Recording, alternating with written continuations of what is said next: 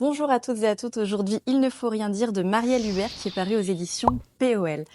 Lorsque le récit commence, Marielle Hubert a une quarantaine d'années et sa mère, Sylvette, est extrêmement malade. Elle est atteinte d'un cancer, un cancer extrêmement invasif qui ne lui laisse absolument aucune chance et pourtant elle se bat. Elle ne veut pas mourir, elle reste en vie, envers et contre tous les pronostics médicaux.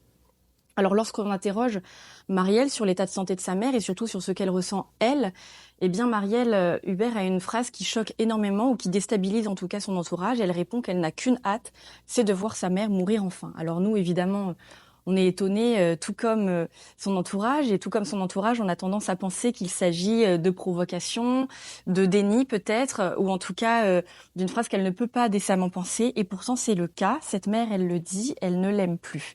Alors nous allons essayer de comprendre ce qui s'est déroulé parce que dans les premières pages, sa mère a l'air d'être plutôt une personne aimante et nous ne comprenons pas exactement la tension qui existe entre elles et en tout cas le ressentiment ou tous des sentiments extrêmement contrariés que semble éprouver Marielle Hubert envers elle. Et nous allons donc pour cela, entraînés par l'autrice, remonter sur le chemin de l'enfance de l'autrice, mais également de l'enfance de sa mère. Car sa mère, lorsqu'elle était petite, Sylvette, a subi un traumatisme immense. Il s'est passé des choses terribles, plusieurs choses terribles dans cette enfance, et elle est restée parfaitement bloquée à l'âge d'enfant.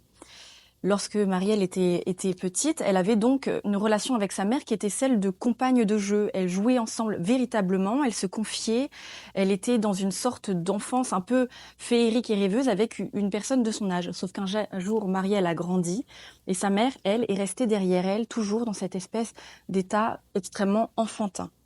Alors nous allons nous retrousser les manches et aller essayer de décrypter, de comprendre entre les lignes ce qui s'est joué dans cette enfance, ce qui se joue encore aujourd'hui. En fait, cette histoire, c'est l'histoire de ces traumatismes dont on hérite et de ces traumatismes que l'on lègue, de ces secrets de famille qui n'en sont jamais vraiment, de ces secrets poisseux qui viennent comme ça imbiber, irriguer tous les autres membres de la famille, de ce faux mot de résilience que Marielle Hubert décrypte et même dézingue dans le récit, puisque pour elle, on ne peut pas être résilient. En fait, on est forcément en train de poser son fardeau sur le poids d'autres personnes. C'est un récit d'une pudeur, d'une fierté, d'une sorte d'orgueil également absolument incroyable, avec des fulgurances, des phrases que l'on lit, que l'on relit, que l'on souligne aussi.